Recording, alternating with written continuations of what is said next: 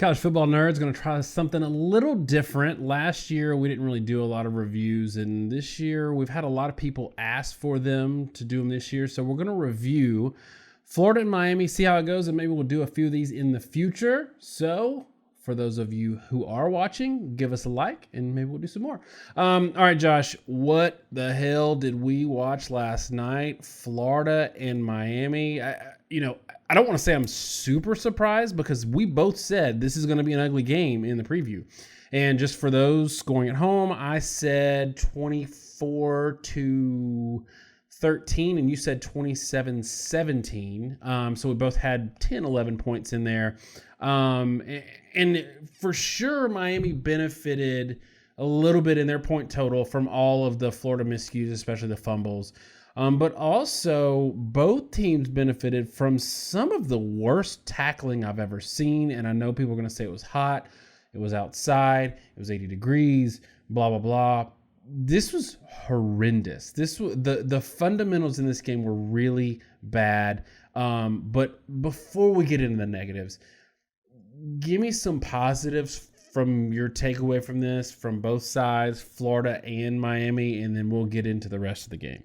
So the big key that I had going into this game was I thought Florida was more proven in the pass rush than Miami. And that was the one real reason that I picked Florida to win the game. I thought Florida's pass rush, especially with Zuniga, was incredibly impressive. And they were able to generate that pressure all game. Now, it's easy to say that Miami's offensive line was horrible, but that's a bit of a superficial take when we've got this one data point, right? It's just like when you have a spring game where the offense scores 60 points. Does that mean that their offensive line's dominant, or does that mean the defense sucks? You don't know. And it could well be that both these teams have elite defenses. I think Miami's defense was very, very good all night, and they weren't able to maybe generate as much pressure as Florida's was against Miami. But Miami was pretty well sound all night. I thought they were always in good position.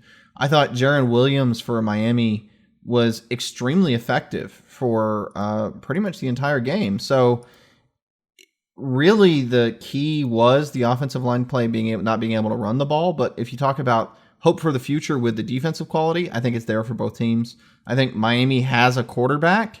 And you could still see those flashes from Franks, which really I think was more the skill talent at the receiver position from Florida that shows that they have, a good setup for success if they can just get something simple that works offensively.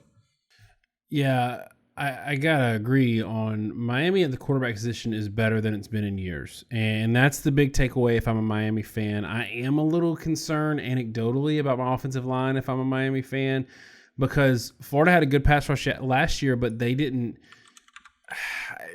dominate like that consistently. That was something else. You said Miami played good defensively, played well. I think they did in terms of scheme and position. I thought it was horrible in terms of some fundamentals in tackling. But they did one thing that they really had to do to stay in the game, and that was keep LaMichael Pirine in that Florida rushing attack bottled up. And what we saw is what I think we're going to see, and this is kind of a segue to my concern for Florida, is if Florida ain't running the ball, they're not going to have a productive offense, because Felipe Franks is who we have seen him to be for the last couple of years. And he's got a rocket arm. He's going to hit a couple of beautiful deep balls in the game. But a consistent driver of the field and a consistent runner of a multiple offense, I don't think that he's your guy. We touched on this when we were doing our preview that neither one of us really bought into this idea that Franks had taken this huge step forward. The guy had played a lot of football. And when you got a quarterback that's played that much and he still had struggles, it's just hard for me at that point to buy that the guy is going to completely turn it around, because quite frankly, it doesn't happen all that often. Guys often have maybe an uptick or slight downtick from year one to year two, but whatever the better of the first 2 years are for a quarterback, the third or fourth year, whatever they get to, tend to be consistent with that. And I think that's what we've seen from Franks. There was some baffling decision making. I think there was a it was like a 3rd and goal draw in that game, and I'm pretty sure he checked into it. It was like 3rd and goal from the 11, and he makes a check at the line. He looks to the sideline. The play clock's running down. They signal on to hurry up. He looks back at the line of scrimmage, and they run a draw. I mean, he checked into that play, and then late in the game when he throws his second pick, and I haven't seen this anywhere for certain. That play is called as a receiver screen. So number 8 for Florida, he's bubbling out for a screen. Franks turns and looks towards him. He pumps, and the receiver is not turned around looking at Franks. So at that point, Franks turns and he drills the ball right into the defender for Miami. I don't know if that play was called to be a fake to the receiver screen and a throw downfield. The receiver was never looking at Franks. And I think what happened personally is the receiver's running the bubble. Franks is waiting to throw the screen. The guy's not looking at him. He's got a rush. He knows he doesn't have time, and he panics. So he turns and he just throws to the next guy as if it was a faked screen without even really looking at where the ball was going. That's the kind of stuff that can get you beat. And it's going to really limit what Florida can do offensively because they can't trust at this point, it looks like, Franks to make any sort of positive decision. So I do think it's a real negative. I'll be curious if Florida gets to the point of even considering if they want to have another quarterback starting. But it was a lot of maybe poor decision-making that, frankly, really hamstrung an offense that had tremendous playmaking potential. Like Tony had one actual recorded reception in that game, and it went for 66 yards and a touchdown, according to ESPN.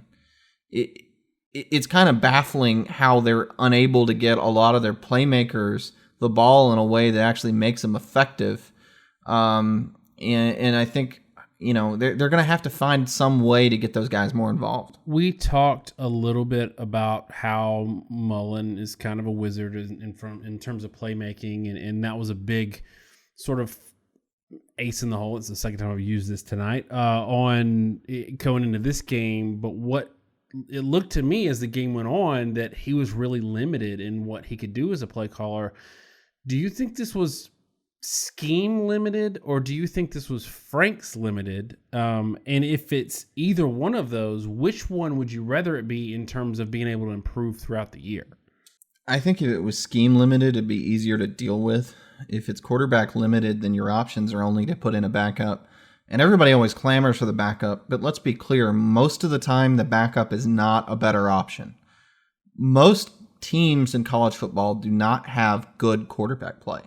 A lot, even high-level teams, have serviceable quarterback play. LSU has had a lot of top 10, top 15 teams the last several years with below average quarterback play. It's just really common. There are not that many good quarterbacks. But I think the thing we've also sort of danced around for both teams, it's also hard to do a heck of a lot when you're averaging 1.9 yards per carry. I mean, Florida, 1.9 yards per carry and 27 carries. Miami wasn't really much better. It was 2.4 yards per carry on 36 attempts. And what kind of made it worse, in my view, I mean, you had right at 300 yards total offense for both teams. But you had 100 yards in penalties for Florida and 118 for Miami. So, to give Frank some credit, you got a team that's also doing procedural penalties that cost you a third of your total yardage for both teams. And Florida lost twice as many yards to penalties as they gained rushing. That puts a tremendous amount of pressure on your quarterback to produce. And, if Franks was operating in an offense that was able to run the ball successfully, and even against a 3 or 4 man front, again, that quarterback draw was on a 3-man front in the goal line, and you can't succeed there, it's going to put him in an incredibly difficult position because you'd hope that against a 3-man front, at least Franks would have been able to get a good chunk of yardage. But when you can't do that, then he's got to make something happen downfield, and there's no real play call or any way to fix that. So, kind of wrapping this up, we talked earlier about Florida and discussed sort of what their season outlook might be. I think Kentucky takes a step back and Tennessee is still Tennessee. I think it's fair to say we won't know much about Florida until Auburn. Are you sort of resetting your expectations for Florida after this game, or are you kind of taking a wait and see approach? And will that Auburn game be the first time that you really cement your opinion of Florida? I am honestly resetting my opinion of Florida. The issues at the offensive line position are so overwhelming to me that I begin to question how effective they can be. And it may be that both these teams are dominant at the defensive line, just totally dominant, in which case we'll have to sort of redo all our thinking of this game. But as of right now, I can't see any way that Florida is able to operate in the SEC where they're going to play several defensive lines that, whether they're as good or better than Miami, they're at least comparable in quality. And if you're getting under 2 yards per carry in those games, I just don't see any way you could be successful. All right, to wrap this up, we're talking about Miami to end it. In your opinion, based on what you saw, are they your front runner for the ACC Coastal Division right now? Even with all the issues, I think they are. The offensive line's got to play better. They're not going to face many fronts, though. Really, they're not going to face any front like Florida's in the regular season, probably. And I like what they have in Jarren Williams. When he had time, he was able to deliver. I think the clock in his head's got to get sped up quite a bit, but that's not shocking for a guy in his first start. So I do think Miami's going to continue to improve over the course of the season. And I love Manny Diaz as a coach, by the way. I think he's great. I think he's really sharp. I think he's got him in a good position to succeed.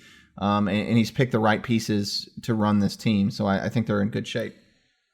I agree. I think the one thing I wanted to see, if I'm a Miami fan in this game, was some solid quarterback play that you can build on. I think they're going to run. I know it's not Enos' style as much, but I think they'll figure out that they can run him some more as the year goes on, which will help him a little bit in the passing game. I also would love to see them stop doing play action for play action's sake. They're doing that late in the game when Miami's trying to come back, and it's just taking more time when he doesn't have time to begin with to do this obligatory ball fake. And I think it's just part of their offense that they'll see on tape that they need to drop that a little bit. I agree. I mean, they also ran, I think it was like an option play out of their own end zone. There's some stuff that they need to clean up offensively, but I think they're going to get there. I think they know what to work on. It's week one. As I said, everything's sloppy. Everything's messy. Nobody can tackle. And it's Orlando in the heat in, end of August. It's kind of brutal conditions. I think Miami's going to improve. I think the one thing I'll end on, I'm curious if you agree with me on this. Coming out of this game, my viewpoint of Miami and Florida is colored significantly by the competition level they're going to face. And it's not any indictment on either team. We talk about this a lot. Strength of schedule is important for evaluating your win-loss record. It's not a reflection on how good you are or how good you are not in an isolation. I think Miami's going to end the season with a rather good record. I think Florida, at this point, I'm really resetting my expectations. It's not going to shock me if we have something like a 10-win Miami and a 7 or 8-win Florida at the end of the year. And people are going to kind of look back on it and go, well, I don't really know how. It's so weird that Miami lost to Florida in week one. And I think the truth is these are both good teams, maybe not great teams unless they take some significant strides. But the level of competition they're going to face the remainder of the season is going to be so different that it's going to really skew the way we look back at it. And we got to be careful to really not think this is that much of an aberration because of that. Yeah, I think we need to make sure we don't take too much or too little out of this game for either side. And that's not just a generic platitude. Like, I really do think that fans and voters have the tendency to rank based on win-loss record, and they'll forget about this game.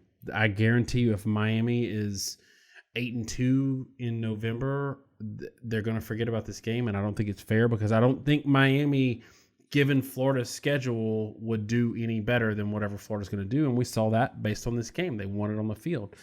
All right, y'all, that's it for this preview. Actually went a little longer than we thought it would because that's how we roll, but we are going to try to work these in throughout the season, especially for games that we find interesting. So make sure on Monday you're not just looking for the previews for the week. We're going to do some reviews from the previous week as well. Thanks so much for checking this one out. Y'all have a great week, and God bless.